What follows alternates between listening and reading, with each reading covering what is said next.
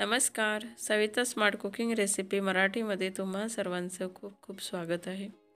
आज आपण बनवणार आहोत पात कांद्यापासून पराठे.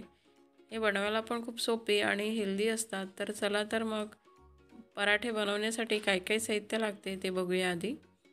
इथे मी 1 वाटी कांदे घेतलेले आहे, पातवाले ओलेवाले.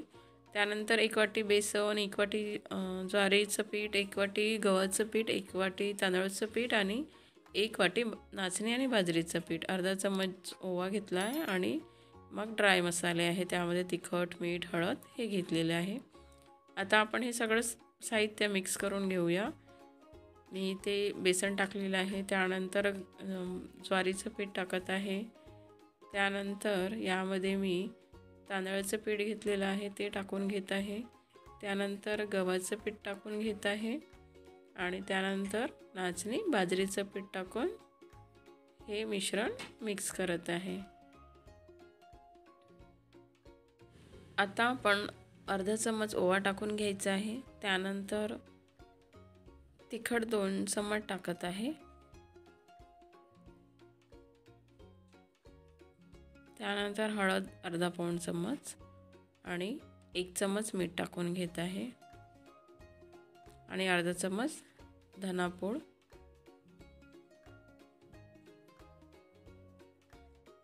आता आपण यामध्ये कांदा ॲड करायचा आहे.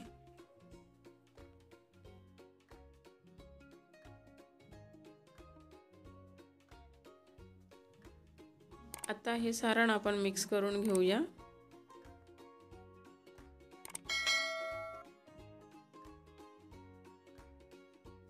आता आपण यामध्ये थोडं पाणी टाकून याचा घट्टसर गोळा तयार करून घेऊया. ज्याप्रमाणे आपण आपलं पीठ मळतो पोळीसाठी त्यासारखं करून घ्यायचं आहे.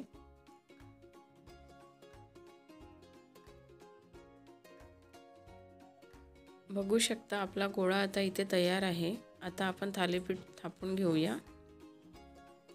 इथे मी कापड घेतलेला आहे, त्याला पाणी लावून घेत आहे. आता आपण त्यावर एक छोटे छोटे गोळे घेऊन थालीपीठ थापून घेऊ.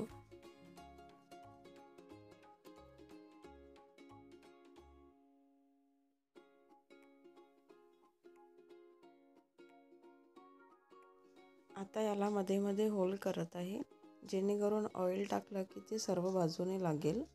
आपलं थालीपीठ आता तयार आहे. आता आपण ते भाजून घेऊया. मी इथे तवा गरम करत आहे, गॅस ऑन केली आहे आणि याला आता थोडंसं तेल लावून घेत आहे. तेल संपूर्ण तव्याला लागलेलं आहे. आता आपण याच्यावर थालीपीठ टाकून घेऊ. आता याला वरून थोडं पाणी लावायचं, म्हणजे चिपकणार नाही आणि कापडाचं निघून पण जाते.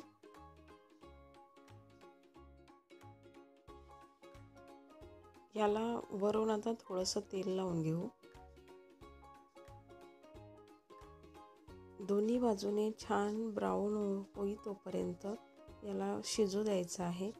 वरून थोडंसं तेल लावत जायचं, खूप तेल नाही लावायचं आहे आणि दोन्ही बाजूने छान आलटून पलटून शिजवून घ्यायचं. तुम्ही बघू शकता मी ते दोन्ही बाजूने शिजवून घेतलेले आहे. आपलं थालीपीठ आता ऑलमोस्ट तयार झालेला आहे, शिजलेला आहे. आता आपण तो प्लेटमध्ये काढून घेऊया. याच पद्धतीने आपण सगळे थालीपीठ तयार करून घेऊ.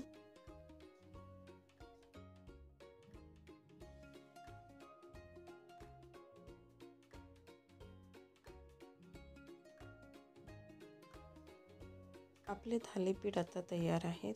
ते तुम्ही टोमॅटोच्या चटणीसोबत किंवा मिरचीच्या ठेच्यासोबत पण सर्व करू शकता. खूप टेस्टी लागतात आणि हेल्दी पण आहेत. सगळे आवडीने खातात आणि खूप हेल्दी आहेत, कारण त्यामध्ये सगळेच पीठ आलेले आहेत. त्याच्यामुळे अशा छान छान रेसिपीज बघण्यासाठी माझ्या चॅनलला सबस्क्राईब करा. रेसिपी आवडली असल्यास लाईक, शेअर, कमेंट्स करा. Thank you for watching.